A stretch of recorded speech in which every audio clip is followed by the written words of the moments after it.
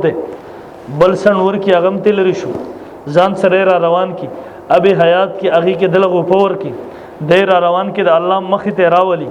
مارس کو در مسلمان خبره د اخیری جهنمی ر چې جهنم نه روزي ایمان لوی سیز ده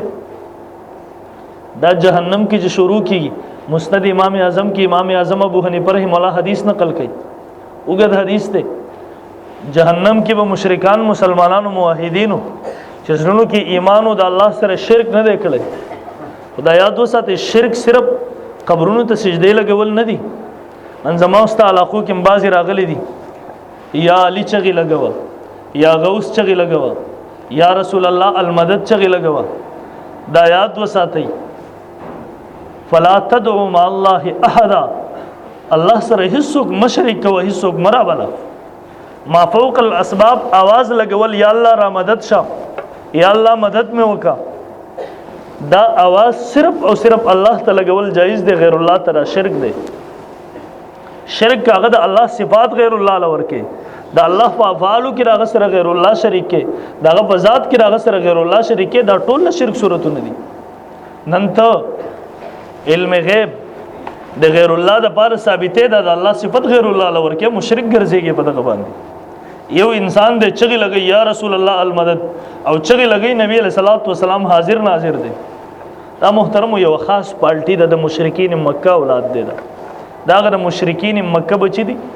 دا نن سبا ماوته ورته بریلیان وایو بریلیان یو بل ډلم نن سبا سپینه جامه کې راغلی ده نن امت بدعاتو کې اخته کو د خدای په قهر اخته شوی او دلته یو आवाज سره مونږ سره زاړه کتابونه د ستاسو سره زاړه کتابونه کتاب په پویږي نه د شعرونو کتاب دی راوړل د زوړ کتاب در سره ته په کتاب څه پویږي چا عمر د کتاب سره 1300 په کتاب او هو زمونږ علاقو کې مونږ د خبري وکړو خلک خبشي کله مونږ یار ستاسو د عقاید او د اعمالو د اصلاح لپاره چغي لګو روزه کې راشي یاره بس د اعمالو ضرورت خو نشته د اعمالو ټول عمر منځونه مکه و دروځي په اخره هفته باندې جمعه باندې ودرېګا قضا عمره وک ټول لر تمام شو او دسه د عقل اخلاص دی بدبخته و یره حدیث کې راځي نبی علیہ السلام علی صاحب رضی الله تعالی عنہ ته ویلا علی صاحب دا قضا عمره کوره 1500 کال عمر هغه منځونه به قضا معاف کیږي علی صاحب ورته ویلا زما خو 1500 کال عمر نه دی ورته وي استاد نکاو مخ کی ترسو پیړو هغه قضا منځونه پسې معاف کیږي ما ویره پیغمبر نه په خندق کې منځونه قضا کیږي پیغمبر کو قضا عمره نه کوي پیغمبر خو یو منځ قضا راوړي قران مجید کې په حالت د جنگ کې په میدان جنگ کې منځ نه معاف کیږي قران ذکر کوي طریقه درته درخی ما وی ها مجاهد ته منځ نه دی معاف ما وی ها احادیثو کې مستقل بابونه راځي قضا منځونه بسنګ راګرځي ماوی فقهاو مستقل بابونه وتړل عجب خبردار زړه کتابونه باندې موږ نه پوهیږو دا زوړ کتاب څه ته وای اخر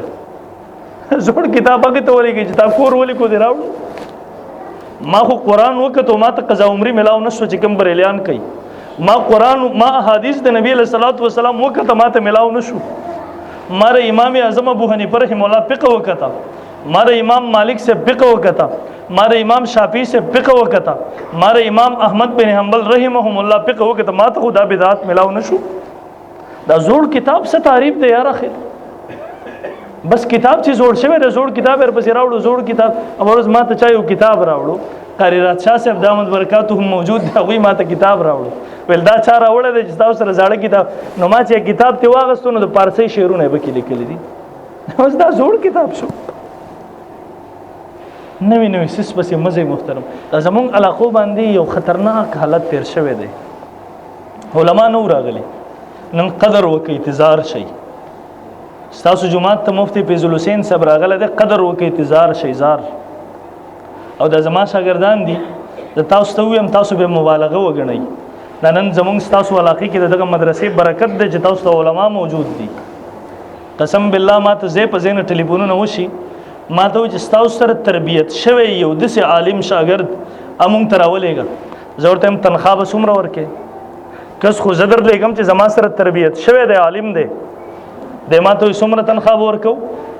صالحانه ته بل کل ټلیفون نو شما ورته پوره 10000 روپۍ به ورله تنخواه ورکې بروز دی باندې علاقې نه ټلیفون نو شو نو ما ته امام پکار دی ما ورته کور تنظیم به ورته وکې ویل ټیک ده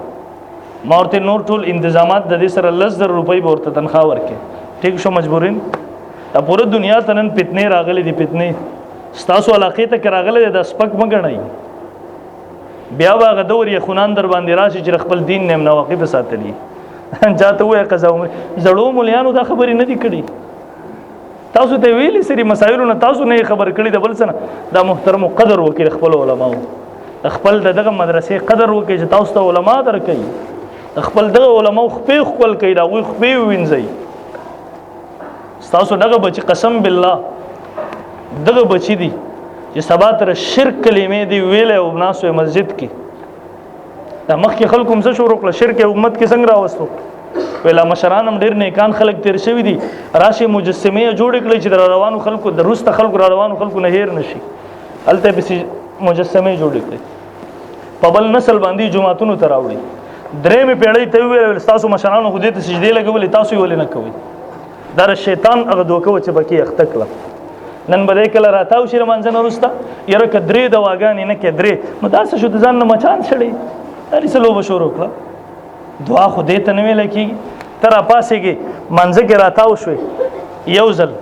په ایمان یې تاسو وایي دا دعا ده دا لاسونه یې چوکله رایښ کړه لږ ساعت پس بیا یې چوت کړه درېیم ځل یې دا مچان شړي خپل مخ ګرئ که دا دعا کوي بهرحال محترمو ما عرض دا کوو چې نن په مختلفو طریقو سره دغه په بدعاتو کې اخته خلک تا شرک طرف ته بوځي تر شرک والا نظریات درکې د دې ځان وساتئ مساجرو کې د دې ځان وساتئ ځان په کلی کې د دې ځان وساتئ زی په زی په پبلک معاشرو کې د دې ځان وساتئ دا یو خطرناک هوا ده چلیدلې ده بهرحال محترمو ما عرض دا کوو جنت کې به مشرکین دی مسلمانانو ته وایي دنیا کې خو تاسو الله الله आवाज لګو دنیا کې خو تاسو توحید کو تاسو مونږ اسلام باندې نن ولې تاسو جهنم کې زمون سره یو ځای کله چې دیو دا خبره وکي الله رب العزت به حکم وکي څومره مسلمانان چې په جهنم کې دي په ځل کې معمولی ایمان او هغه ټول راوباسي جنت ته راوړي دغه ورځ چې مؤمنان د جهنم نه راوستي کیږي جهنميان بوي ربما يود الذين كفروا لو كانوا مسلمين کاش کې بجون کې یوزل دا کلمه ما ویلې وي